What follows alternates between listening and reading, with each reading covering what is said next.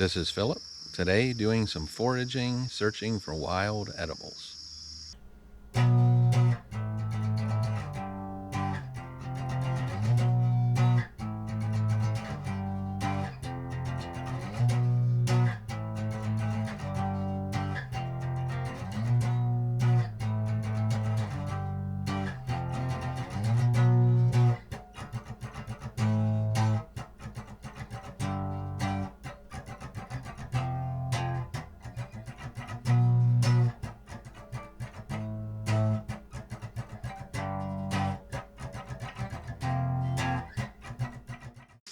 If you decide to do this for yourself, get some instruction, learn plant identification, learn what is edible and what's not, what's poisonous and what's not in your area, learn how to identify these things yourself.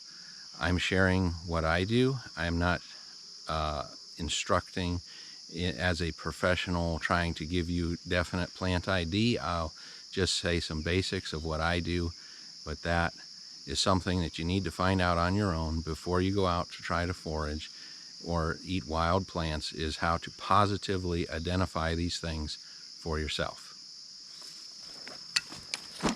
Okay, one thing that I like in these kinds of videos whenever people do them is if they share a little bit about what they're carrying on them. What do they have? Well, you don't usually see that, so I'm going to do that because that's what I'd like to see if I was watching this video. What kinds of things do I have on me? I carry one good knife. I carry a cell phone. A cell phone might sound a little funny to some, but your cell phone, if you have a smartphone, you have GPS capability and all that sort of thing. I mean, it's a navigation tool if you need it, you know, and people can get in touch with you, or you can call out whatever in case you get into trouble. It's a smart thing to carry your phone if you have one. So what is actually in the pack? As can be expected, I carry water. And they're bottled water, and of course I would take the empty bottles back with me and discard them properly. You don't throw them out when you're out. And other than that, I carry freezer containers, and I have quite a few of them in here, and basically I carry those, and as I pick things, I put them in there. I put them in a container, and I put a lid on, and yeah, I don't know what I'm going to come across, so I have multiple containers in here stacked up, and that's what I do as I go. Other than that, we just have two more items. I have another knife. This is not a good knife. This is a foraging knife for me. I like the idea of having a larger size knife that I can use for cutting, a little bit of sawing. I mean, I always thought these kinds of things are a little bit hokey, but quite honestly, if you really want to saw something, you know, you can a little bit. It has a little bit of a blade. It's not that sharp. It's rather dull because it's been used so much. But one of the big things is you can use it for digging when you need to. You could also carry a spade, I suppose, and sometimes I do, but usually I don't. I just use this and I dig with it. That's what this is for. This is a cheap knife that I bought for this purpose, not a good knife. I don't want to use one of my good knives for that, so that's what this knife is for. That is also in the pack. In addition to that, I also carry a survival kit. It's a belt bag with a little water bottle pocket on the side, and usually this goes around my waist, and I put my good knife on that so it's right on my side. And in this kit I have tarp, a very small tarp for to put up a shelter if I would need to. I have some fire starting implements in here. I also have space blanket.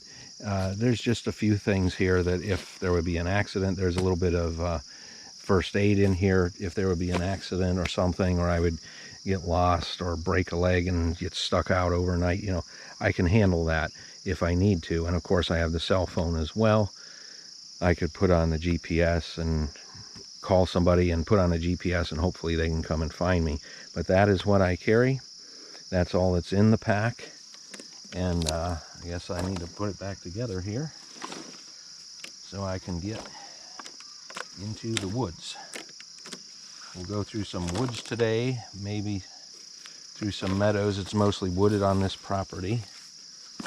Get my pack on. Put my knife on there. Cell phone.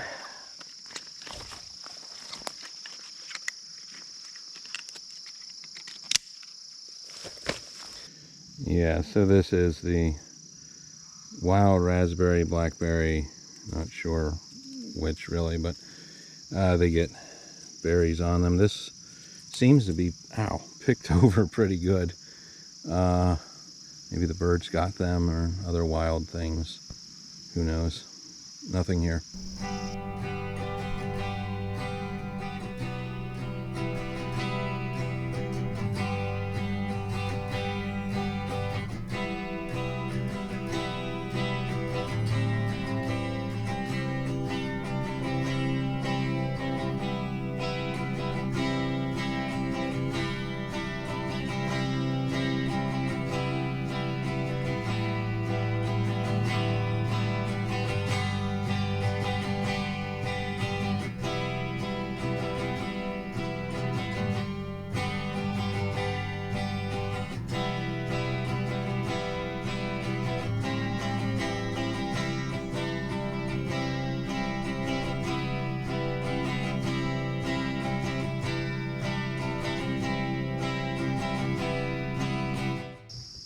So this is along a creek, and I'm going along here because that is where I'm apt to find elderberries, and this is an elderberry bush here. However, it's very dry. It looks like it has died. So nothing on that one, but where there's one, there should be others as well. Here we see a live elderberry plant. No berries on it though. Keep looking. Finally found a wild blackberry plant with a blackberry on it. Unfortunately, it's not ripe, and it's the only one. This is how it goes sometimes if you are foraging. You're hunting, basically. You're looking for fruits and vegetables, whatever, that grow wildly. Sometimes they're there, sometimes they're not. You know, you just have to know where to look and how to identify them, try to get an eye for them. I'm not the greatest, but I enjoy it, so here we are. Keep looking. I spotted these mushrooms or whatever here, and I'm really not sure what they are. I don't mess with mushrooms because I'm not sure what these are, but they're orange like this. They're either chicken of the woods or jack-o'-lantern mushrooms. That's about all I know, the extent of my knowledge of them. How to tell the difference, I don't know, but as I understand, one is edible, the chicken of the woods, and the other, the jack-o'-lantern, is not. So I don't know how to identify them, so I leave them alone. Just thought I'd share it here because they do look interesting on the forest floor.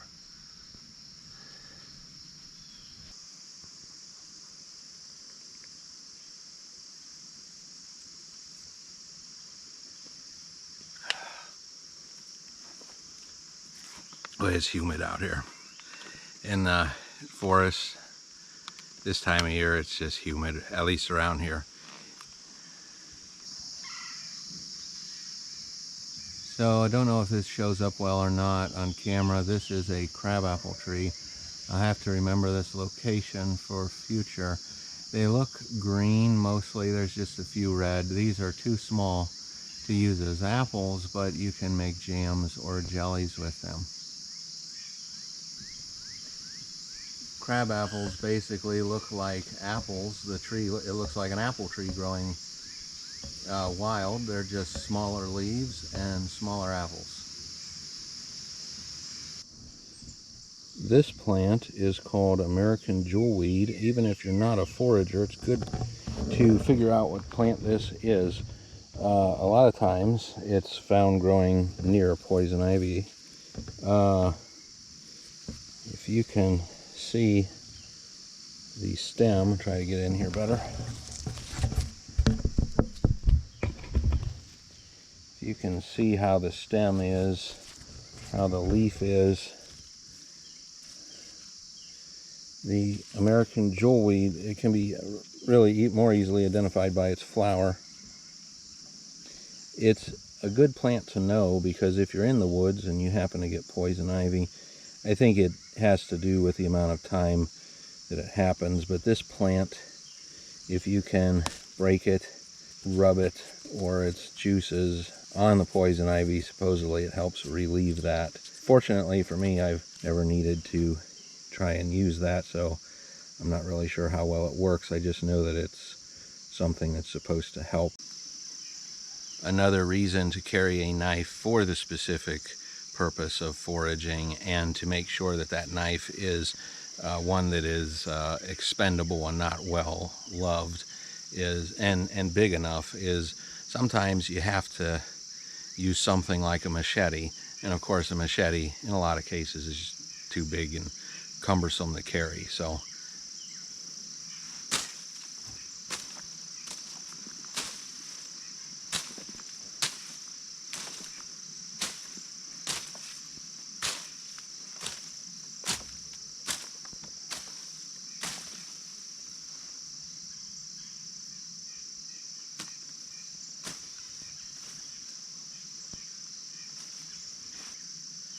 when using a machete, typically you would cut and turn back and forth. With a smaller knife like this, basically you take shorter strokes and kind of cut in one direction.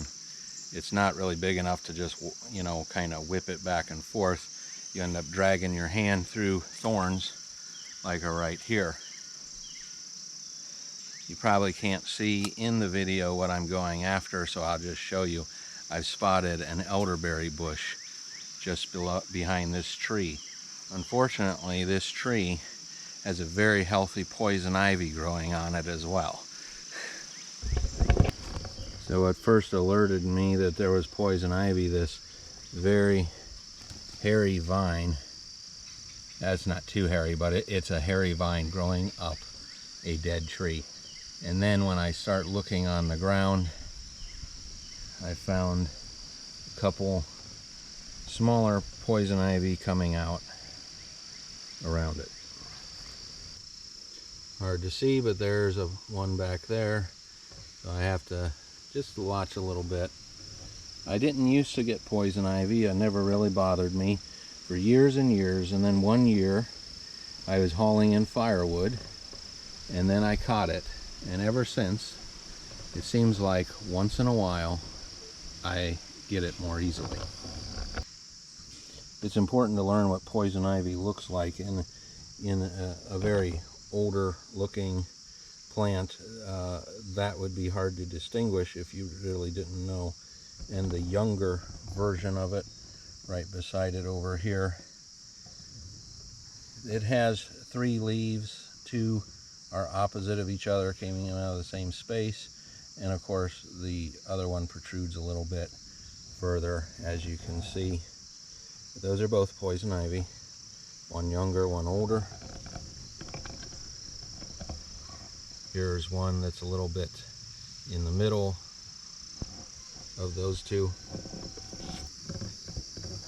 So what am I after?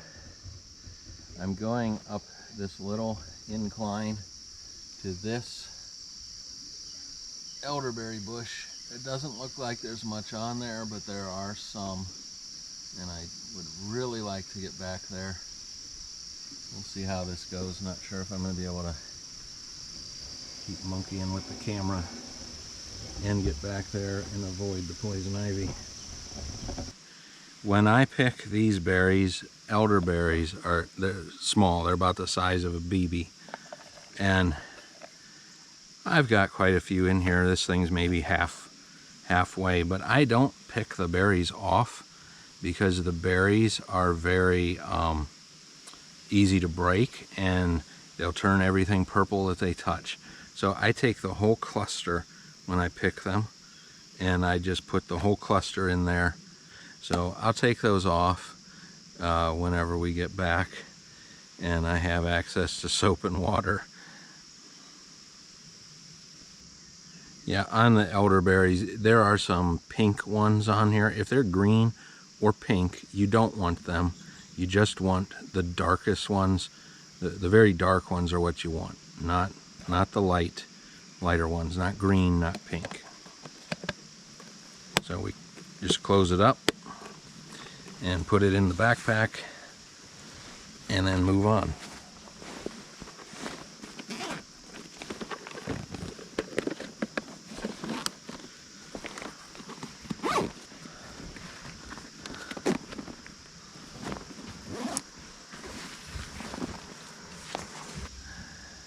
So I want to encourage that when you're picking, if you're picking wild resources and you come across something, don't just pick the first one you find, or if you do, you know, if it's like a bush with a bunch of berries on it, you know, pick some, but not every single thing. And, you know, as you go, you know, make sure you leave some there in case somebody else comes along, in case for the wildlife, and also for the seeds to be able to drop and reproduce, so you'd have more of that resource, so that resource would be there next year and the year following and so on. And in that way, you know, if you pick everything clean every time you go out, then you're not likely to have that resource will eventually dry up and not be there anymore. Here's some of this jewelweed that we saw earlier. This is a little better specimen, easier to see. See the flower, it is kind of like a long bag. A lot of times bees will be in there, completely in there. And there's the stalk there. Looks very waxy. Yeah, this plant is, you put it on topically, it's supposed to be good for poison ivy when you're exposed to it. I'm not sure if it's edible at all. I just know that it can be used topically. All right, well, that's all I found, and I'm going to pack it in for the day. It's not very much of a find, as you can see. Sometimes that's just the way it is. Sometimes you go out looking for wild edibles and you'll find a whole bunch, and other times you'd hardly find anything at all. It's just like fishing or hunting. Sometimes, you know, you have a good catch, and other times you don't. But on the bright side, you know, we did find for next time, if I can remember where that resource is for those crab apples that are growing, I can always come back for those at another time and try and harvest those, unless somebody beats me to it. I really doubt it. There's not a lot of people who do this, and so I think I'll probably be able to harvest those in the coming weeks. Maybe I'll come back and see if they're still there and see what I can collect. But the main thing is to be out here and do this is for something enjoyable, something that you like to do.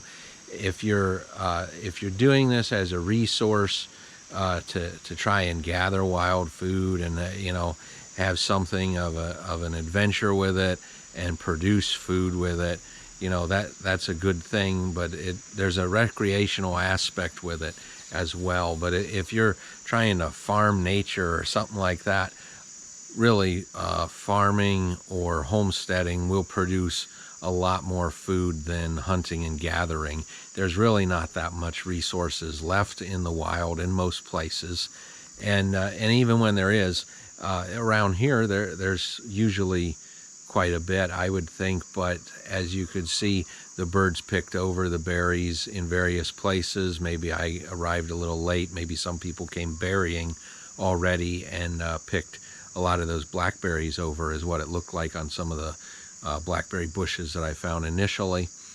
And so, you know, you don't always get the resource first, and even if you do, you know, there's animals out there, birds out there that like it too, and they might get there before you do. So sometimes you go out and find a lot, and sometimes you don't, but that's just part of the fun of doing it. When it's a hot day, it's good to be back in where there's air conditioning. If you like this video, give us a thumbs up. If you haven't subscribed to our channel yet, please subscribe.